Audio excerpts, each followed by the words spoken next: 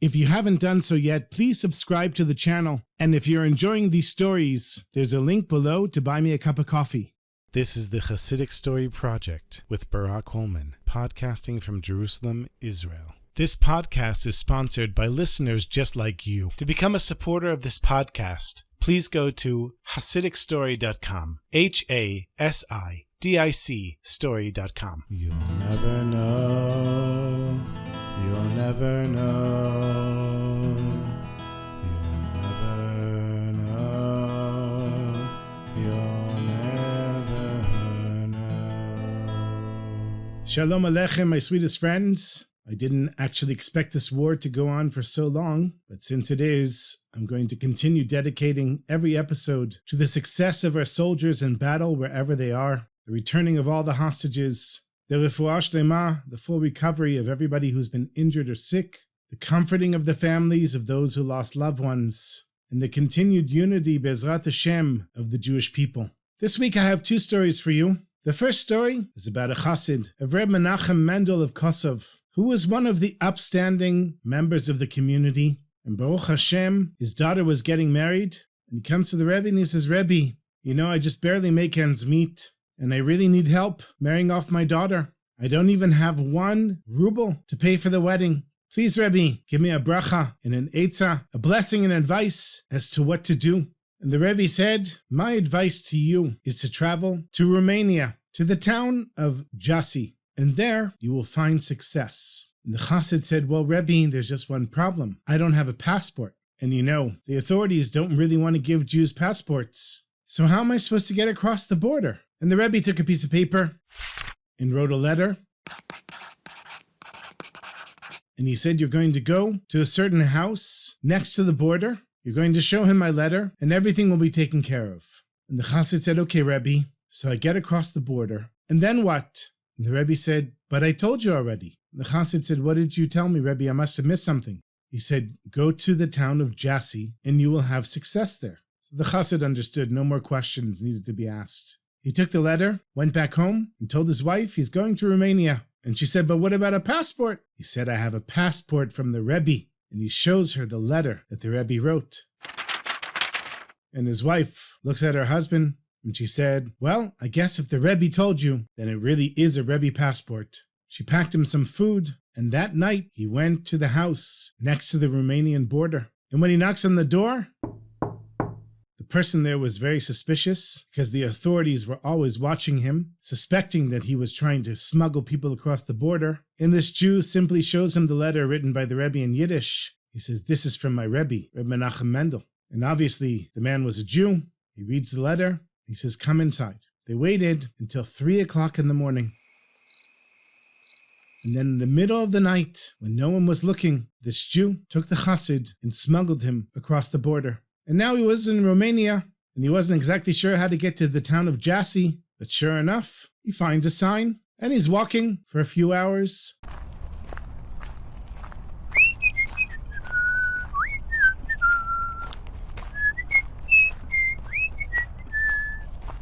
And he arrives around 5 o'clock in the morning. The sun was just coming up, and there was no one in sight. And this chassid didn't even know what he was supposed to be doing there. So he figured he better find a place to sleep. I mean, he didn't sleep the night before. And he had a little bit of money to stay in a hotel. So he's standing there in the town square, waiting for just a single soul to come and ask, where is there a hotel? And as he's standing there with his little suitcase out in the street, waiting for the sun to come up, one of the first people that walked out into the town square was a very distinguished-looking person, wearing modern clothes, but clearly a Jew. Now, what does it mean wearing modern clothes in those days? It means that the Jews had their clothes, and there were people who were assimilationists that were trying to integrate with secular society, and they didn't want to stand out as a Jew, so they dressed like everyone else. Now, in those days, all the men had beards, or these big mustaches, and people wore hats and coats, so it wasn't like today. You could easily be a religious Jew and dress like the Goyim, but somebody who really wanted to be a Jew would remain dressed distinctively as a Jew. So this chassid was surprised when this very modern-looking person came over and started speaking with him in Yiddish. And he said to the chassid, where are you from? The chassid said, well, I'm a chassid of Reb Menachem Mendel of Kosov. and my rebbi sent me here. So the distinguished-looking Jew, he says to the Chassid, come with me. And they start walking, and the Chassid said, thank you for your kindness, but I'm looking for a place to stay. Do you happen to know where there's a good hotel or a hostel or something? And the stranger said, yes, of course I do. I know a wonderful place. And the Chassid said, well, I don't have a very big budget, so I just have to make sure I can afford it. And the Jew in the modern garb, he said, well, it happens to be my house. And my house, for somebody like you, is free. I hope you can afford that. So the Chassid was a little surprised because obviously they didn't know each other. He'd never been to Romania his whole life. He didn't know who this guy was, what he was doing, and he was a little suspicious. But the modern-looking Jew, he said, don't worry. Please come with me to my home. I promise you everything is fine. And I'll explain to you what's happening. So they get to the modern-looking Jew's home. And the Chassid sees there's a mezuzah on every door. And he sees there's utensils marked as meat and dairy. So he assumes that it's a kosher home. And the stranger brings the Chassid some tea and some cookies. And the Chassid is very happy to be in a warm home. And he's tired. And he's not sure what to do. He says to the stranger, thank you for your kindness. The truth is, I really don't know what to do. I'm here because my rebbi sent me. And the stranger said, yes, I know. The Chassid said, really? How did the rebbi get in touch with you? He said, well, I'll tell you my story. Many years ago, there was some rebbi that came from Poland whose name was Reb Menachem Mendel. And at the time, my wife and I had not been blessed with children. We'd been married for many years, but we didn't have children. And my wife encouraged me to go to this rebbi. People say he could do miracles. And I went to him and I said, Rebbe, please give us a blessing to have a child. And I promise, if we do, I will give 10,000 rubles to tzedakah, to you, Rebbe. And the Rebbe gave me his blessing. And a few days later, he left. And a year later, my wife gave birth to our son. The only problem was, all I knew was the Rebbe's name was Menachem Mendel. I didn't know where he was from. I didn't have his address. And I didn't know how to repay my debt. And every day for years now, I was hoping that either somehow I would run into the Rebbe, or maybe he would come back here and visit again, and then I would be able to pay for the blessing that he gave me, as I promised. And every day I would say Tehillim, and I would beg Hashem, please Hashem, you gave me such a blessing of having this son, but I have to pay back my debt. What am I supposed to do? And it pained me so greatly. Every night I would go to sleep and ask Hashem for help. And last night, I went to sleep, and your Rebbe appeared to me in a dream. And he said, do you remember that you have a debt to me because I gave you a blessing that you would have a boy? And I said, yes, Rebbe. I've been begging Hashem for years to be able to pay back the debt. And your Rebbe said, well, I'm sending you now one of my Chassidim. And here's how he looked. And he described you exactly as you appear. And the Rebbe said to me, I want you to go find him. He'll be standing in the town square. Bring him home and hand him the full 10,000 rubles. If you wake up now and go to the town square, I promise you, you'll find him standing there with a suitcase. And so I woke up. And it was almost 5 o'clock in the morning, and I couldn't sleep anyhow. So I got dressed and started walking out to the street, to the town square. And who do I see standing there? You, the person that the Rebbe described. The exact picture of what he described. And so I went over to you and I said, please come with me back home. And then the modern-looking Jew, the stranger, he went and took 10,000 rubles out of his drawer and hands it to the Chassid. He said, please, when you get back home, tell your Rebbe that I paid off my debt and thank him for me, for the blessing that he gave us. And the Chassid was very grateful. And by chance, one of the stranger's friends came by the house. And he said, what's going on? And the stranger said to his friend, you see this Chassid here? Remember years ago I got a blessing from a Rebbe to have a boy? And they said, yes, of course, everybody knows. He said, well, I promised to pay 10,000 rubles. And here the Rebbe sent me this Chassid to collect the money. So the friend of the stranger, he said, you know what? I also want to participate in helping for the wedding. And he went home and brought some money. And several other friends came and brought some money. Everybody, in order to participate in the mitzvah of Achnasat Chatan v'Kala, of marrying off a Jewish bride and groom. And after they said a few l'chaims, the Chassid went back home. And as soon as he walked into the Rebbe's room, the Rebbe said, now I can sleep at night. Because that modern-looking Jew had been davening every day and every night to be able to repay his debt. And now I can finally rest knowing that his debt has been repaid. Shomer, Shomer Yisrael, Shemo,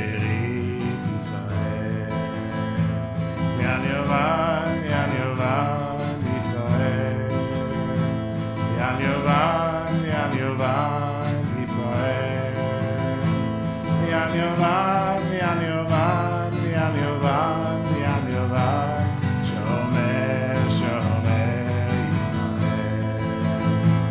La la la, ya la la, ya la la.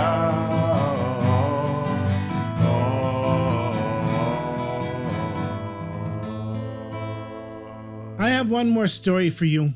There was once a very rich Jew that came to the holy rebbi, Rabbi Yaakov Aryeh Guterman, known as the Holy Radziminer. And he said, Rebbe, you have to help me, please. My wife is beside herself with sadness. You see, we've been married for many, many years, and Hashem has not yet blessed us with a child. Please, Rebbe, my heart and my wife's heart are completely broken. We'll do anything. Please, Rebbe, bless us to have a child. And the Radziminer Rebbe immediately said to him, how much money do you have?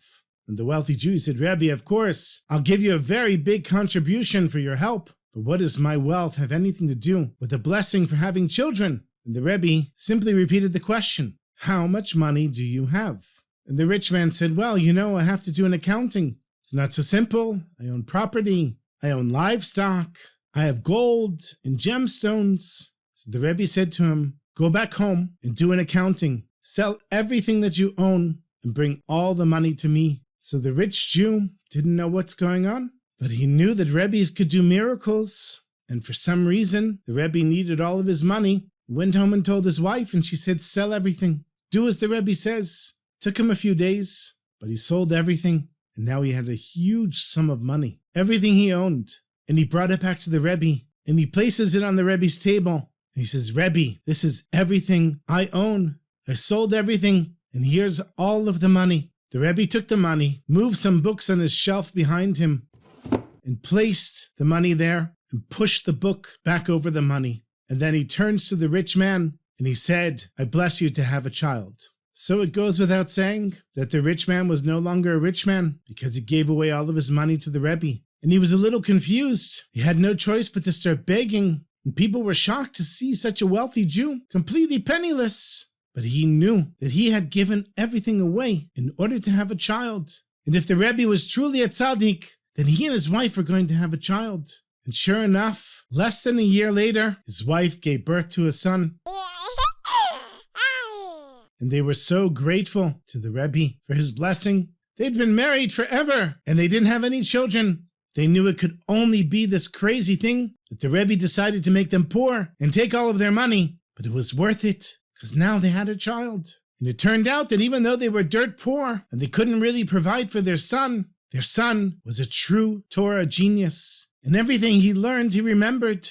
And he even outlearned his teachers and the teachers above them. He had a photographic memory, and the parents couldn't be happier. For many years, the boy kept learning in greater and greater yeshivot, until eventually he was 18 years old, and it was time for him to get married. And Jews from all over wanted their son to marry their daughter. And it didn't take long to find a good match for their son. But they had one problem. Even though the girl was so sweet and such a good match for their son, they needed to pay for most of the wedding. And they needed money to support the couple after the wedding. And this Jew and his wife had suffered for 19 years without any money. And he said, Hashem, I used to be rich. What am I going to do now? I don't have any money to marry off my son. I gave it all to the Rebbe in exchange for the blessing. And then his wife says to him, so now go back to the Rebbe and ask him to help. It's true. He gave us a blessing in exchange for our wealth. But now he can give us a few rubles to help us marry off our son. And so he walks into the Rebbe's room, and it had been 19 years since he's been there. He said, Rebbe, I'm sure you don't remember me, but I was here many years ago. And the Rebbe said, no, I remember you. And the Jew said, Rebbe, my son's going to get married. And the Rebbe said, Mazel Tov. And he said, well, Rebbe, since I gave you all of my money, I've been very poor. And the Rebbe said, I know. And the Jew said, well, Rebbe, I kind of need a loan to marry off my son. Would you be willing to lend me some money, please, Rebbe? And the Rebbe said, no, I'm not interested in lending you any money. And this Jew says, but Rebbe, I used to be so rich. I could have supported hundreds of weddings. You made me poor, Rebbe, and I accept it. I accept being poor in exchange for my son. But Rebbe, all I'm asking you is to borrow a little bit of money. And the Rebbe said, you need money? And he said, yeah, Rebbe, I need money to marry off my son. The Rebbe said, if you could have back all the money that you gave me in the past, would you want it? And he says, yes, of course. So the Rebbe reaches behind him to the bookshelf and moves a couple of books and pulls out the stack of money that this former wealthy Jew brought him 19 years before. And he hands it to the Jew. Here's the money you need for marrying off your son. Wow, this Jew had been poor for so long, and now he was super wealthy again, and the emotions were just going up and down. He didn't know what to say. He said, Rebbe, it's not that I'm not grateful for what you did for us, but you held my money for so many years, and I didn't know that you had the money. I figured you spent it. Rebbe, I'm sorry, I'm confused. I don't understand.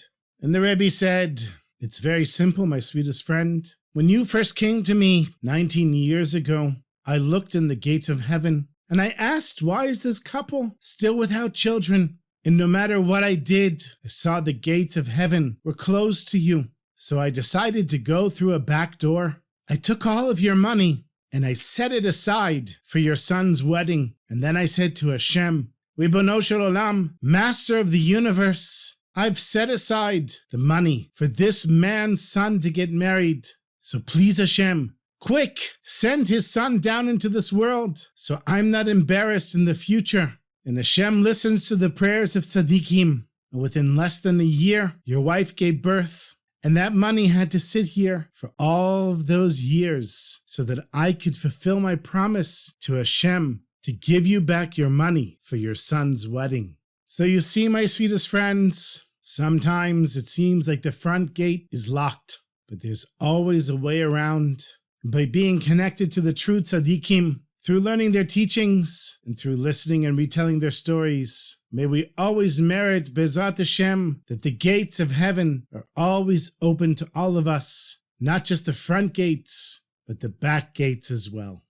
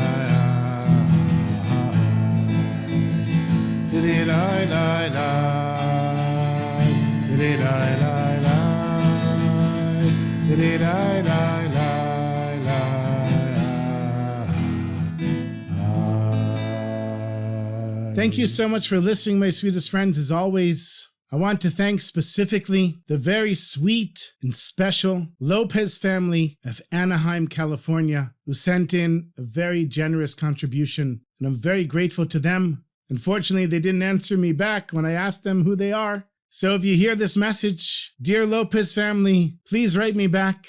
And to all of the people that bought me cups of coffee and support the podcast on a regular basis, thank you so much for all of your contributions. And thank you for listening. And thank you for being part of this special community of Chassidic story listeners and tellers. And until next week, my sweetest friends, may we hear good news. Gute Besoros and sei gesund. Take care, my sweetest friends.